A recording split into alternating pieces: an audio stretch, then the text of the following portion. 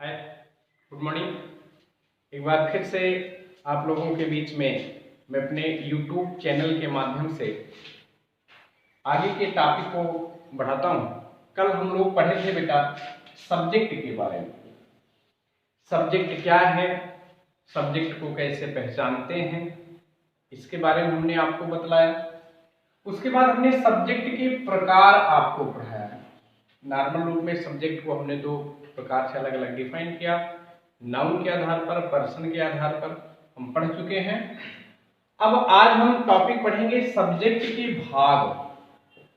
Subject के भाग, आप शब्दों पे जाइए। शब्द क्या कह रहा है? सब्जेक्ट के भाग। इसका सीधा सा मतलब हो गया कि ये भी हो सकता है कि सब्जेक्ट एक से ज्यादा हो। जब सब्जेक्ट एक से ज्यादा होगा ना, तभी तो सब्जेक्ट के भाग बने। अर्थात कहने का मतलब, जब हम सब्जेक्ट के भाग आज आपको बताएंगे तो सबसे पहले दिमाग में एक चीज ये बैठा लो कि सब्जेक्ट अकेला भी आ सकता है और सब्जेक्ट अपने साथ कुछ वर्ड भी ला सकता है। अब मैं आपको वही अलग अलग आज ये बतलाने का प्रयास करूंगा कि जो सब्जेक्ट के भाग हैं वो हैं क्या, आखिर में हम उनको कैसे समझेंगे, कैसे पहचानेंगे।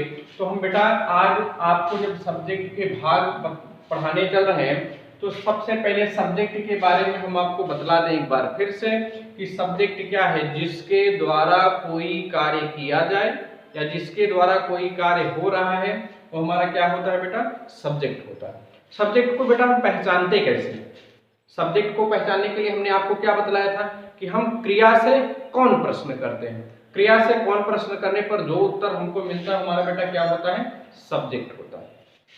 अब सब्जेक्ट के भाग पर आप अगर गौर करें तो देखिए इसमें सबसे पहला भाग क्या है? हेडवर्ड। क्या है? हेडवर्ड। तो सबसे पहले आज हम हेडवर्ड पर चर्चा करते हैं। हेड का मतलब नाम से ही है क्या है? मुखिया, मुख्य।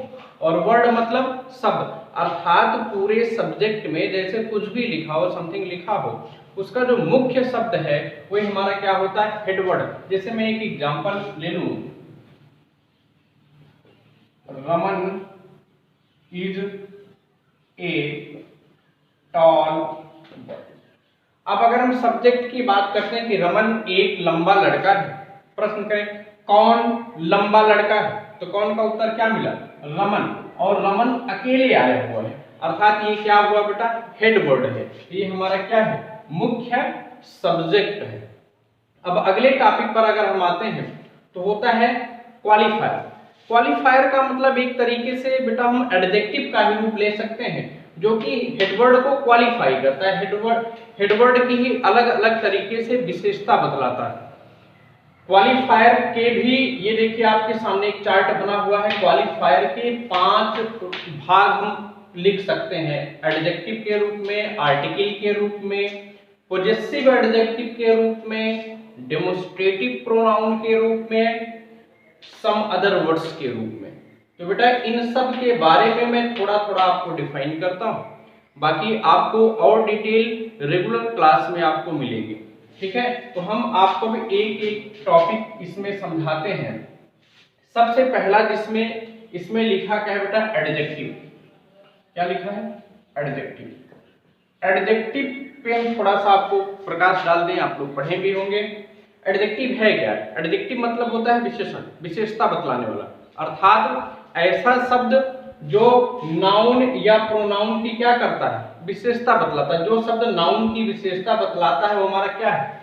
एडजेक्टिव है। अर्थात कहने का मतलब कि क्वालिफायर के अंतर्गत जो पहला आपका बेटा एडजेक्टिव है ये हमारा सब्जेक्ट की विशेषता बतलाएगा। अभी हम एक एग्जांपल के थ्रू आपको सारा जितना कंफ्यूजन होगा हम सब दूर करेंगे बेटा। अगला इसमें है बेटा आर्टिकल। क्या है? आर्टिकल। आर्टिकल का मतलब क्या होता है? कौन बताएगा? आर्टिकल अपने मन में सोच के रखो। आर्टिकल का मतलब क्या होता है? A and the. लोग कहते हैं कि आर्टिकल का मतलब सीधा सा दिमाग में आ जाता है ए एंड द ना। आप जाइए डिक्शनरी में देखिए आर्टिकल का मतलब क्या है। कहीं ए एंड द लिखा है? आर्टिकल का मतलब लेख लिखा होता है ना। तो कहने का मतलब अनुच्छेद होता है आर्टिकल का मतलब। तो ये आखिर में आर्टिकल ए एंड द है क्या बेटा? Article is nothing, it's a part of adjective. यह केवल एडजेक्टिव का ही एक भाग है। आर्टिकल वास्तव में अलग से कुछ नहीं है, एक तरीके से ये एडजेक्टिव है। मैं आपको एक एग्जांपल के थ्रू समझाने का प्रयास करूं। जैसे मैंने लिखा कि वह आम खाता है। अब मैं आपसे इसका ट्रांसलेशन पूछूं तो ज्यादातर बच्चे क्या लिखेंगे? He eats मैंगो ना, he eats मैंगो। क्या सेंटेंस सही है? गलत है। ये सेंटेंस क्या है? गलत है, क्योंकि मैंगो इसमें क्या है? नाउन है, और नाउन से ठीक पहले केवल एक ही चीज आ सकता है, क्या? एडजेक्टिव।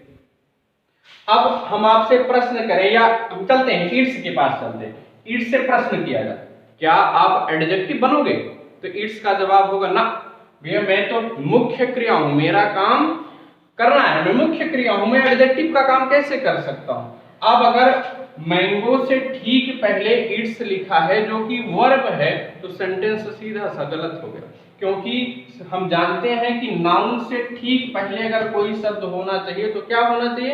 एडजेक्टिव होना चाहिए। इसलिए सेंटेंस क्या है? गलत है। तो अर्थात क्या हुआ? ही ईट्स द, या ए लिख सकते हैं, मैंगो। अब आप यहां से देखिए, द शब्द लग जाने से अब यह सेंटेंस क्या हो गया? करेक्ट हो गया, ये सेंटेंस हमारा सही हो गया। तो निकल करके क्या आया कि द एक तरीके से क्या है? ए एंड द एक तरीके से क्या है बेटा? A and the. आप दिमाग में फिट कर लीजिए, एक तरीके से ये एडजेक्टिव का भाग है। Article is nothing, it's a part of adjective. यह केवल एडजेक्टिव का एक भाग है। सर क्या मैंगो के सामने द लगाना सही होगा? जैसे मैंगो तो काउंटेबल है, तो इसलिए उसमें द। जी लगा सकते हैं, क्योंकि हम किसी भी चीज को स्पेशल बनाने के लिए, किसी भी चीज को स्पेशल दिखाने के लिए उससे पहले नाउन का प्रयोग कर सकते हैं। ठीक है, अब हम आते हैं बेटा अगले टॉपिक पे। अगला हमारा क्या है? Possessive adjective. क्या है? Possessive adjective. अब पोजेसिव एडजेक्टिव के बारे में हम थोड़ा सा चर्चा करते हैं। पोजेसिव एडजेक्टिव हम पीछे पढ़ चुके हैं थोड़ा सा, जब पोजेसिव एडजेक्टिव और पोजेसिव प्रोनाउन हम लोग पढ़ रहे थे। तो इसके अंतर्गत क्या आता है बेटा? ये स्वामित्व है, अधिकार अपना दर्शाता है।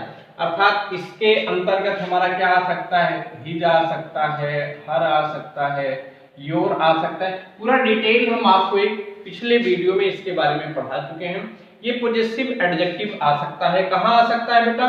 सब्जेक्ट हेड वर्ड से पहले एडजेक्टिव लग सकता है, आर्टिकल लग सकता है, पोजेसिव एडजेक्टिव लग सकता है। पोजेसिव एडजेक्टिव हम पीछे पढ़ चुके हैं, इसके अंतर्गत क्या क्या आता है। अब हम अगला है बेटा डेमोन्स्ट्रेटिव। डेमोन्स्ट्रेटिव एडजेक्टिव अर्थात कहने का मतलब ये संकेतवाचक है, इशारा करता है। डेमोन्स्ट्रेट का मतलब होता है इशारा करना, और इसके अंतर्गत बेटा चार आते हैं, this, that, these and those. ये चार आते हैं। इन दोनों का प्रयोग बेटा हम सिंगुलर से पहले करते हैं, और इन दोनों का प्रयोग हम लोग प्लूरल से पहले करते हैं। लेकिन एक डिफरेंस इसमें और है, दिस और दीज, इन दोनों का प्रयोग पास की वस्तु के लिए। पास की वस्तु एक वचन होगी तो दिस, पास की और दूर की वस्तु, पास की वस्तु बहुवचन में होगी तो क्या लिखेंगे? दीज। और कोई वस्तु अगर दूर है, अकेली है, तो उसके लिए बेटा हम दैट लगाते हैं। और अगर कोई वस्तु दूर है, ज्यादा है, एक से ज्यादा है, तो उसके लिए हम क्या लगाते हैं?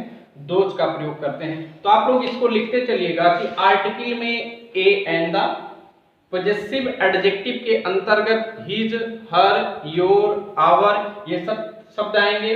डेमोन्स्ट्रेटिव के अंतर्गत आपका चार आएगा, दिस, दैट, दीज और दो, जिसका प्रयोग कैसे होता है हमने आपको बतला दिया।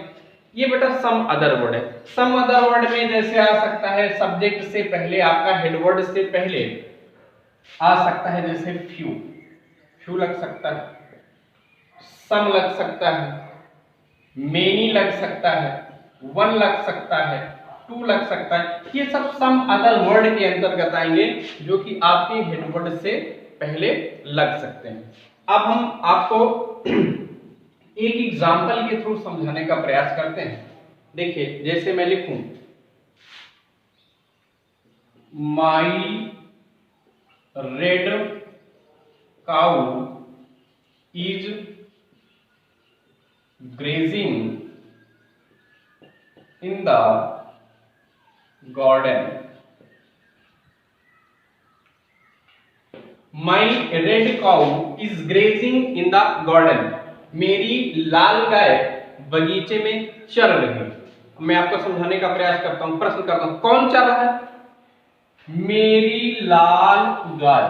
कौन प्रश्न करने से इतना उत्तर मिला बेटा? अब इसमें देखिए 3 शब्द मिल गए, काऊ मिला, रेड मिला और माई मिला। इसको बेटा हम डिटरमिनर के अंतर्गत भी रखते हैं। इसको कुछ लोग डिटरमिनर भी पढ़ते हैं, डिटरमिनर भी कह सकते हैं। तो माई हमारा क्या हुआ? माई किसके अंतर्गत आया था? पोजेसिव एडजेक्टिव के अंतर्गत, अर्थात माई क्या हुआ? पोजेसिव एडजेक्टिव हो गया। रेड हमारा क्या है? ये काऊ की विशेषता है। कैसे पहचानते हैं? कैसी प्रश्न करने पर? गाय कैसी है? लाल। अर्थात कहने पर जो हमारा रेड शब्द है वो क्या है हमारा बेटा? एडजेक्टिव। और गाय इसका क्या है? हेडवर्ड। अर्थात कहने का मतलब, अब इतने बड़े सब्जेक्ट में पूरा का पूरा तो हमारा सब्जेक्ट है माई रेड काऊ, लेकिन इसमें माई हमारा पोजेसिव एडजेक्टिव हुआ, रेड हमारा एडजेक्टिव हुआ और काऊ हमारा हेडवर्ड हुआ। ठीक इसी प्रकार से और बहुत सारे एग्जांपल हैं जिसको आप ट्राई करिएगा और आप पूछ भी सकते हैं रेगुलर क्लास में। बेटा वीडियो अच्छा लग रहा हो तो सब्सक्राइब जरूर करना और अधिक से अधिक शेयर करना। अब तीसरा टॉपिक इसमें क्या आता है बेटा? Adjectival phrase. क्या आता है? एडजेक्टिवल फ्रेज आता है। अब एडजेक्टिवल फ्रेज क्या है? एडजेक्टिवल फ्रेज के बारे में हम आपको थोड़ा सा बतलाने का प्रयास करते हैं। एडजेक्टिवल फ्रेज के अंतर्गत ये आता है बेटा कि वह सब्जेक्ट वास्तव में कहाँ है, वह सब्जेक्ट वास्तव में कहाँ है, इससे जब पता चलता है कि सब्जेक्ट कहाँ है, वह एडजेक्टिवल फ्रेज के अंतर्गत आता है। ठीक यही चीज जब हम प्रेडिकेट पढ़ेंगे तो प्रेडिकेट में ये एडवर्बियल हो जाता है। एडवर्ब क्या है? क्रिया विशेषण। और एडजेक्टिव क्या है? एडजेक्टिव है जो नाउन की विशेषता बतलाता है। अर्थात कहने का मतलब वही स्थान बोधक शब्द जब सब्जेक्ट के साथ जुड़ जाता है तो वह एडजेक्टिवल फ्रेज हो जाता है, और वही स्थान जब हमारा क्रिया के साथ जुड़ जाएगा, क्रिया के प्रेडिकेट में चला जाएगा तो वह एडवर्बियल फ्रेज हो जाएगा।